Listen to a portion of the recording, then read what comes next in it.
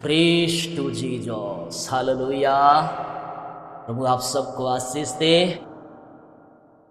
शैतान वही चाहता कि आप चिंता में पड़े रहें और चिंता से आप बाहर मत निकलें। जब आप चिंता में पड़ेंगे, डिप्रेशन में आएंगे और आपको प्रार्थना में मन नहीं लगेगा, वचन में मन नहीं लगेगा, प्रभु के पीछे चलने में आपको मन नहीं लगेगा, तो शैतान चाहता है कि चिंता में तुम पड़कर अपने जीवन को तुम क्या कर लो, मेरे हाथों में डालो। इसीलिए परमेश्वर की अगुवाई में आज चिंता पर लेकर आया कि प्रभु आपकी चिंता करता है, आप ये जानने वाले बच्चे।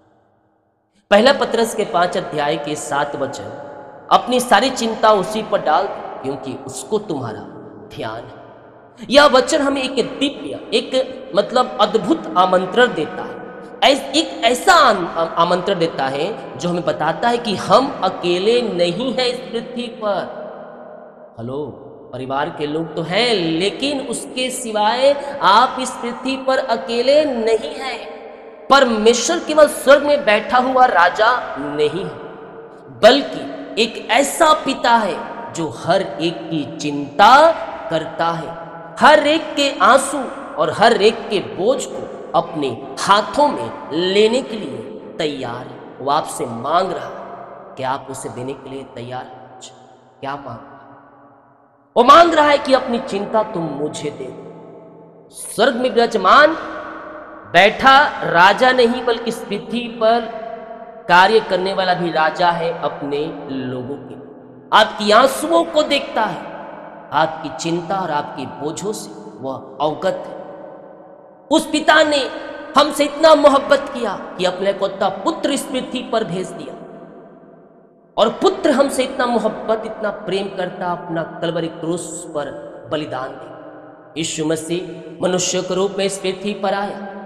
हमें भूख लगी, उससे भूख लगी, हमें प्यास लगी, उससे प्यास लगी, उससे दर्द हुआ, जो हमें दर्द होता था वो दर्द को महसूस किया। यानी कि इस पृथ्वी पर आप रहते समय जो भी तकलीफ आपको होती है, जो दर्द होती है, यीशु ने उसे सहा है। तो जब हम परेशानी, दुख, निराशा में पड़ते हैं, उससे वह अनुभव होता है कि किस परिस्थिति में क्या पीड़ा आपको महसूस होती है।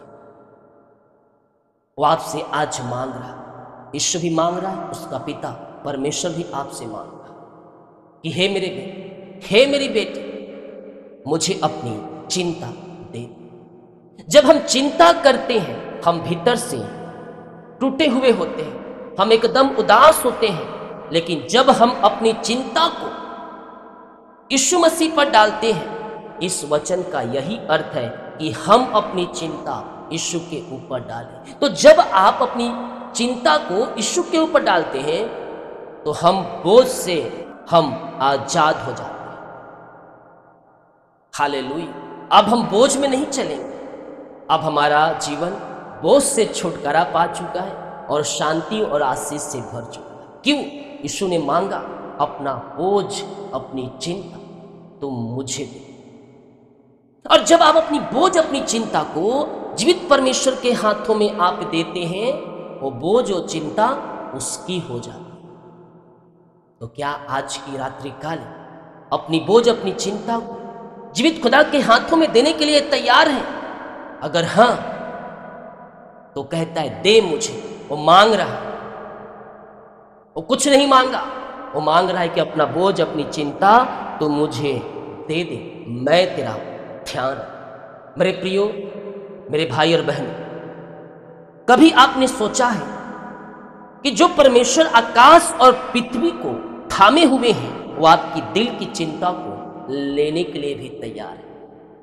वो मांग रहा है, वही तो मांग रहा है। इस वचन का अर्थ कि तुम्हारी चिंता अब तुम्हारी नहीं, अब वो प्रभु की है।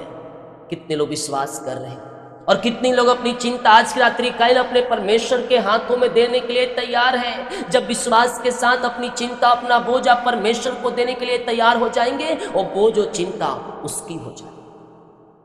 बोले यीशु मसीह की जय। कोई भी ना चाहे चिंता से छुटकारा चाहिए, तो इस वचन में बह रहे प्रभु, इन सब भाई बहनों के लिए मैं आज प्रार्थना करता हूं। आपने इस महीने को आशीष कर दिया और आपने कहा यहोवा से मांग, मैं तुझे दूंगा, तुझे कुछ भी घटी कमी ना हो। इस वचन को आपने आशीष की और आज हमें चिंता पे दिया प्रभु, हम विश्वास करते हैं आपने हमारी चिंताओं को लिया, आपने मांगा मैं दिया प्रभु।